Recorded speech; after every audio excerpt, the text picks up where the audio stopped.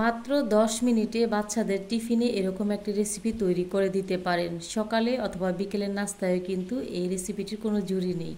তো আশা করছি আজকের এই নাস্তা রেসিপিটি আপনাদের কাছে ভালো লাগবে। আর এই নাস্তাটি তৈরি করার জন্য প্রথমে নিয়েছি এখানে 1 কাপ পরিমাণে সুজি। 1 কাপ পরিমাণে সুজিতে 1 কাপ পরিমাণে এখানে পানি অ্যাড করেছি। আধা কাপ পরিমাণে এখানে দিয়ে দেব টক দই, দিয়ে দেব এখানে স্বাদ মতো লবণ, 1 টেবিল চামচ পরিমাণ দিয়ে দিব রেগুলার রান্নার তেল, চিনি দিয়ে দিচ্ছি 2 টেবিল চামচ পরিমাণ।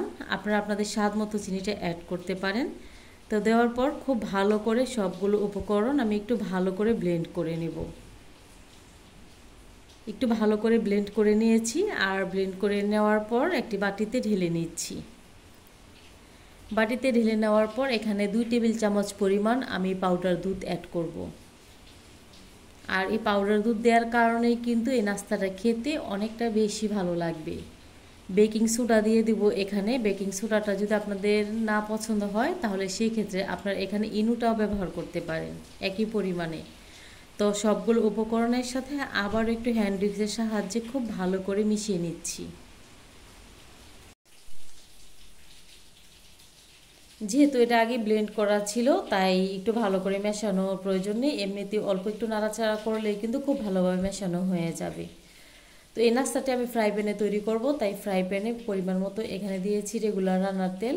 আর তেলটা দিয়ে দেওয়ার পর 4-5টা তেল দিয়ে ভালোভাবে ব্রাশ করে নেব। আর ব্রাশ করে নেওয়ার পর একটি বেকিং পেপার দিয়ে দেব। আর পেপারটাকেও খুব ভালোভাবে ব্রাশ দিয়ে তেলের মধ্যে মাখিয়ে নিতে হবে। তো একটা পর্যায়ে যখন সম্পূর্ণ ফ্রাই প্যানটা তেলে মাখা হয়ে গেছে ওই পর্যায়ে এখানে যে ব্যাটারটা তৈরি করে রেখেছিলাম ওই ব্যাটারটা এখানে ঢেলে দেব। আর ঢেলে দেওয়ার পর একটু ট্যাপ করে নিতে হবে। আর পছন্দ মতো এখানে অ্যাড করছি বাদাম কুচি। আর আপনারা চাইলে এটা সম্পূর্ণ স্কিপ করতে পারেন। তো দেখার সৌন্দর্যের জন্য আমি কিছু বাদাম কুচি দিয়ে দিচ্ছি। আর এখানে অ্যাড করব 2 রকমের কিশমিশ।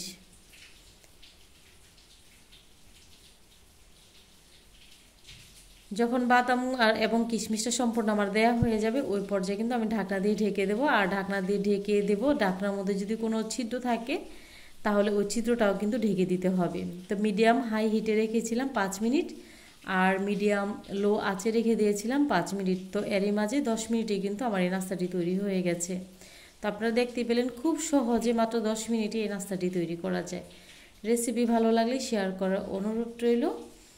আর আপনারা আপনাদের পছন্দ মতো কেটে নিতে পারেন। আমি আমার পছন্দ মতো নাস্তাটা কেটে নিচ্ছি। আর এই নাস্তাটি খেতে কিন্তু সকাল অথবা বিকেলে যে কোনো নাস্তা আপনারা তৈরি করতে পারেন, বা টিফিনেও কিন্তু এই নাস্তাটি তৈরি করে দিতে পারেন বাচ্চাদের। খুব সহজ একটি রেসিপি। তো আমি আগে থেকে নারকেল এবং গুড় জাল করে রেখেছিলাম। আর নারকেল আর গুড় দিয়ে খেতেও কিন্তু এই নাস্তাটা অনেক বেশি ভালো লাগে। আর এমনিতেও খালি খেতে অনেক বেশি ভালো লাগে। সবাই খুব ভালো থাকবেন, সুস্থ থাকবেন। এতক্ষণ সাথে থাকার জন্য সবাইকে অনেক অনেক ধন্যবাদ জানাচ্ছি। আল্লাহ হাফিজ, আসসালামু আলাইকুম।